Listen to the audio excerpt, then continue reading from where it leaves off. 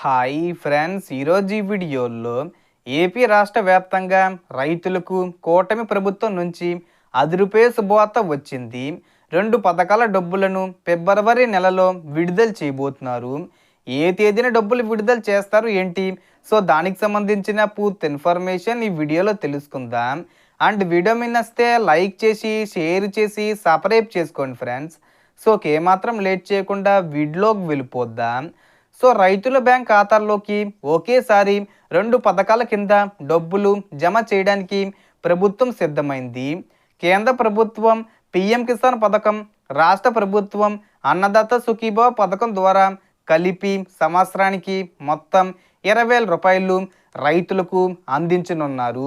ఇందులో కేంద్ర ప్రభుత్వం పీఎం కిసాన్ పథకం ద్వారా 6,000 రూపాయలు అందిస్తే, రాష్ట్ర ప్రభుత్వం అన్నదాత సుఖీభవ పథకం కింద 14,000 రూపాయలు ఇస్తుంది.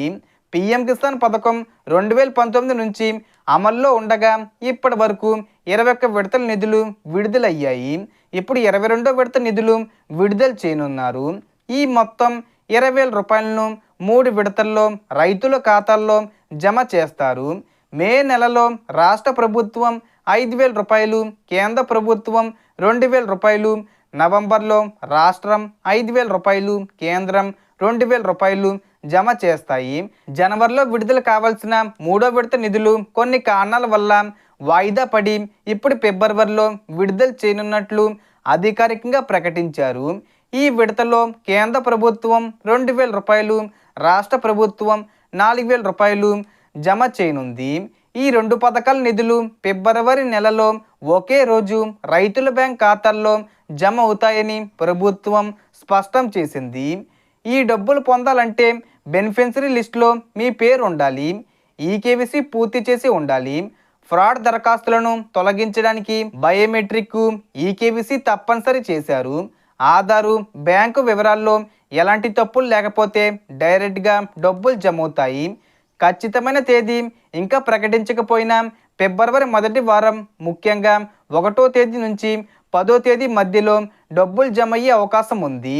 ఎన్నికల హామీ ప్రకారం రైతులకు సంవత్సరానికి 20,000 రూపాయలు అందించడంలో భాగంగానే ఈ నిధులు విడుదల జరుగుతుంది.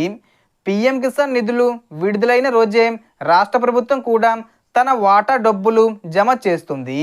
కౌలు రైతులకు పీఎం కిసాన్ వర్తించకపోయినా వారి భారాన్ని పూర్తిగా ఏపీ రాష్ట్ర ప్రభుత్వమే భరిస్తుంది.